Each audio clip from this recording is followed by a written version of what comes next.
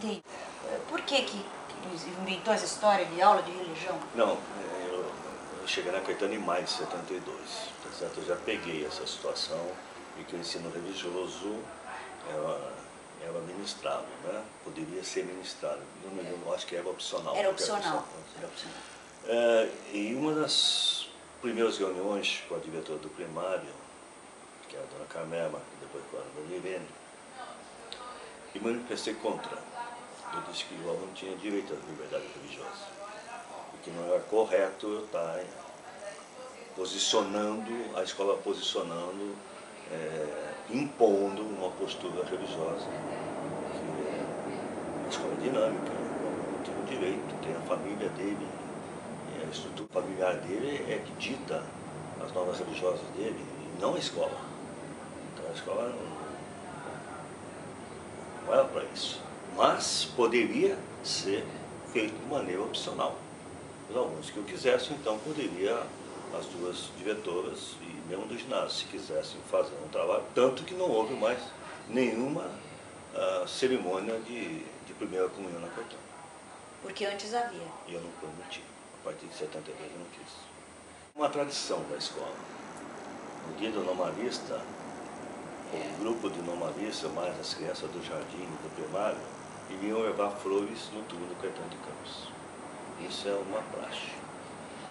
Mantivemos o túmulo do Caetano, além da família, preservado, e mantivemos a tradição de todo dia 15 um grupo de alunos ir lá homenagear aquele que foi o precursor da escola. E eu fiz um discurso. Você fez um discurso? Que maravilha. Eu devo ter ouvido seu discurso.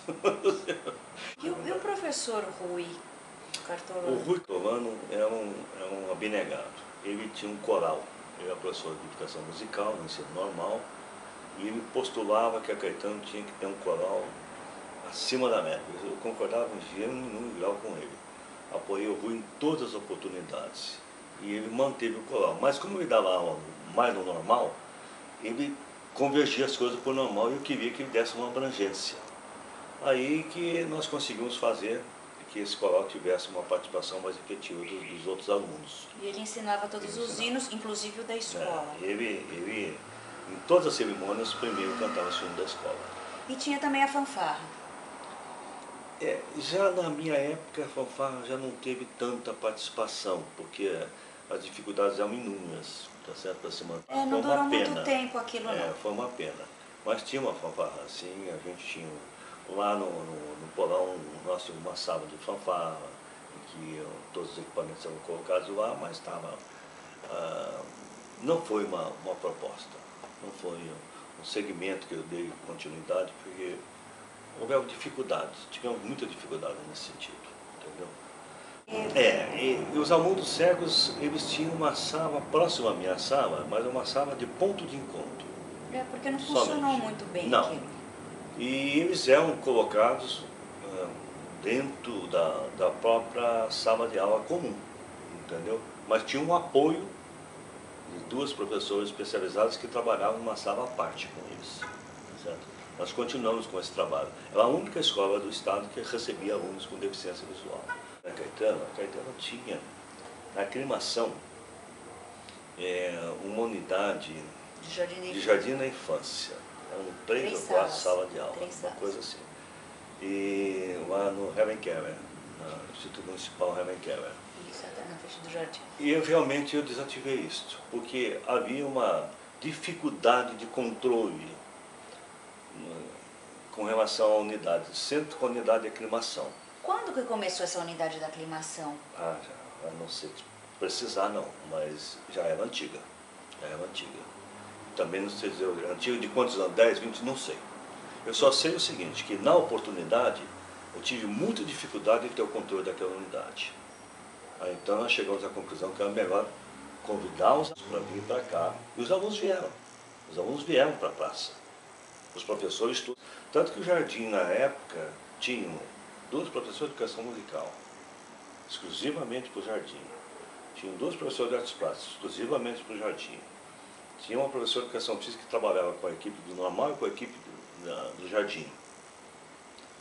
Tinha 2 professoras em sala de aula. Tinha mais uma também.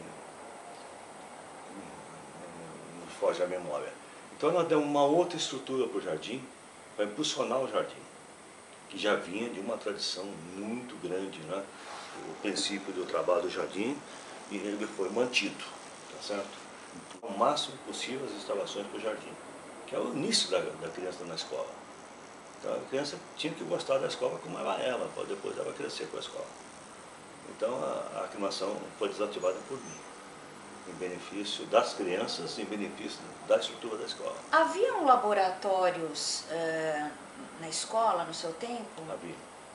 Porque nós nunca tivemos acesso a isso, talvez fosse do colegial.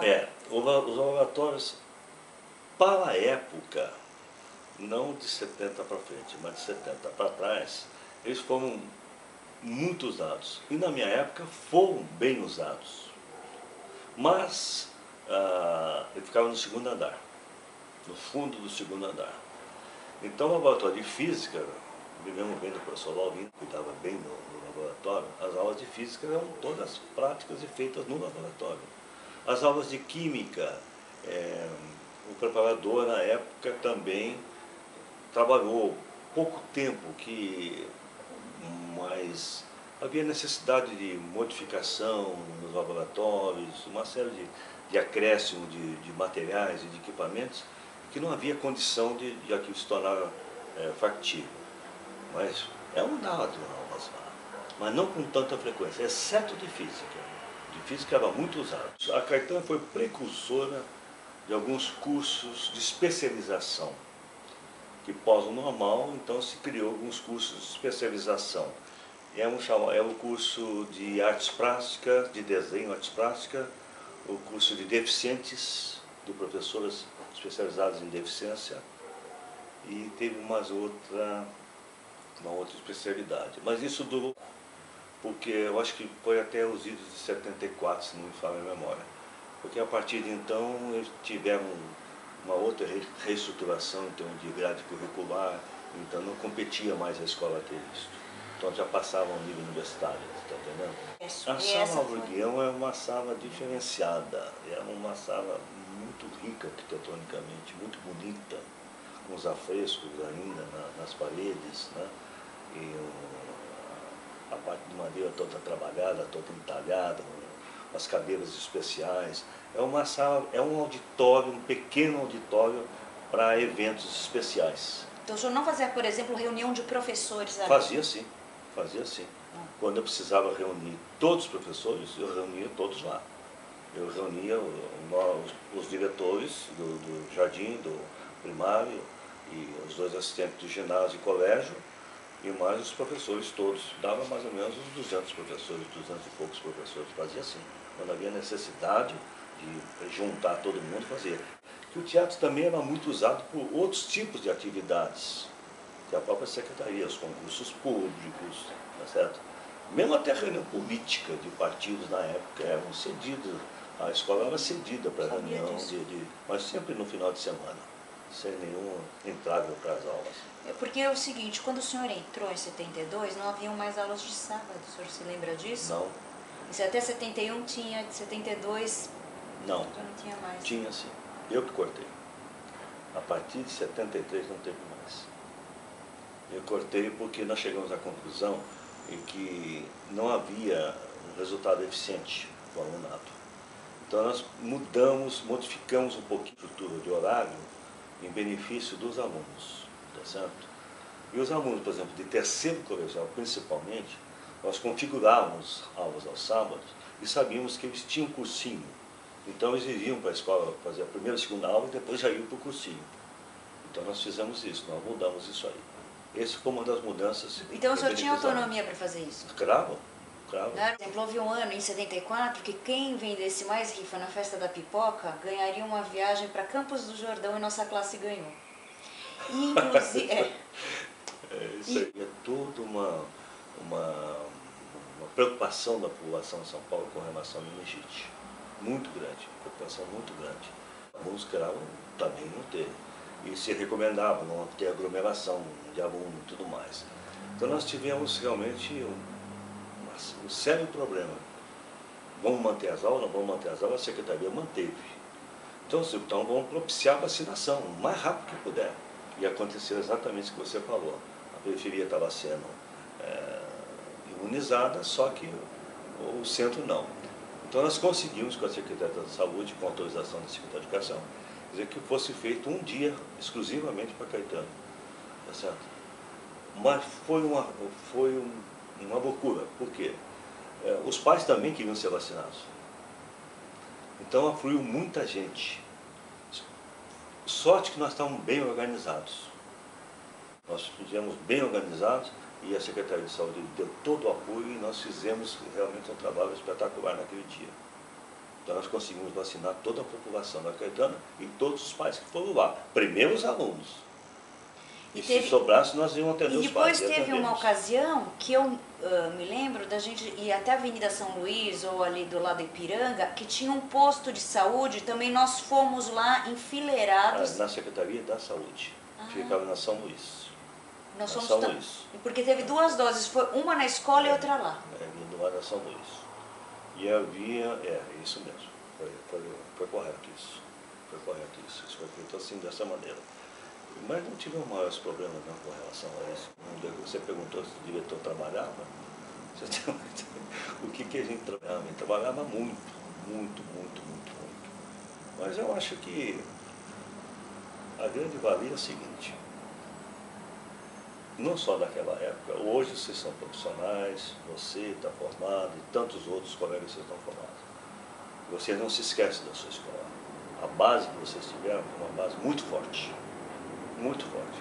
Os alunos da Caetano entravam facilmente em qualquer faculdade. Facilmente em qualquer faculdade. Tá certo? E depois, a partir do momento que a escola ganha uma outra configuração no cenário educacional, aí as dificuldades começaram a acontecer. Né? Por uma série de razões que não cabe a mim agora estar criticando. Tá certo? O meu período, eu queria fazer o melhor. Sabe? E hoje já encontrei com vários ex-alunos da Caetano, porque eu sou um bom fisionomista. E aqueles que aprontaram um pouco, a gente não esquece nunca. Né? Exceto esse, como é que chama? O William. Né? William. Esse eu quero conhecer. Esse eu quero conhecer, porque esse moleque foi danado para fazer o que ele fez.